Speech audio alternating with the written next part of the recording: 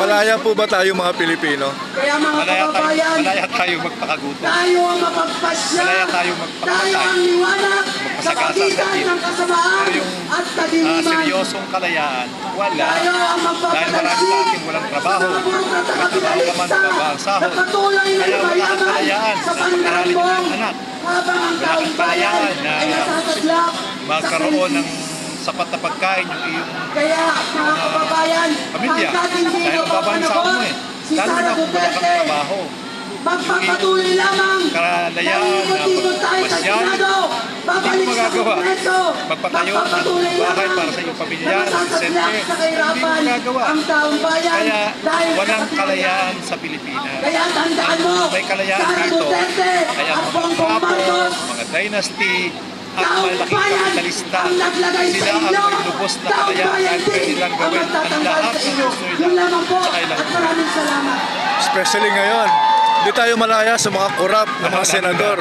So paano tayo palalayain sarili natin? Dapat imunat natin ang Convict! mamamayan. Convict sa Dapat ay magkaroon ng kaunawaan sila sa ano ang tama at Sa mali. puntong ito mga kababayan, Si Duterte ay ituon hindi natin tama. ang ating atensyon Mali kay si J.R. Duterte. Burgos mula sa Dahil Surya wala ng siyang Sining dialog o Susi o at at sahod, Pesa Parecidos, pagkakaroon ng Attorney bahay, Ricky bahay, Tomotorgo ng pagkakaroon Bunyog ng Pagkakaisa at Michael De Angelo ng Green Party. ng ating mga anak at magiging libre ang pagpa-hospital.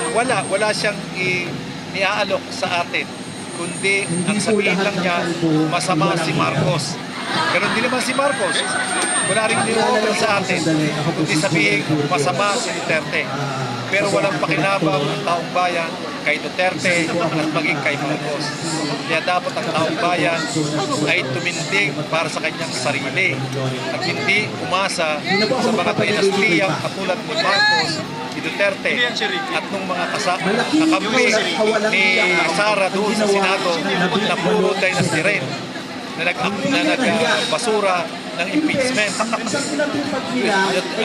Dinastiya si Bongvilla, dinastiya si Estrada, yung magkapatid, dinastiya ang magkapatid na Cayetano, dinastiya ang mga Villar, magkapatid, dinastiya si Escudero, dinastiya si Tolentino, dinastiya si Lapid.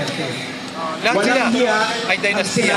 Kaya wala silang pakialam sa atin dahil kahit naman ano ang gawin nila, iboboto pa rin daw sila ng taong bayan. Kaya tuloy-tuloy lang ang kailang paggawa ng mga kabalustugan at pagka-traidor sa ating bayan. Salamat po, Calyodi. Saludo po ako sa inyo. Thank you very much. Para po sa mga Pilipino, ito po si Calyodi de Guzman.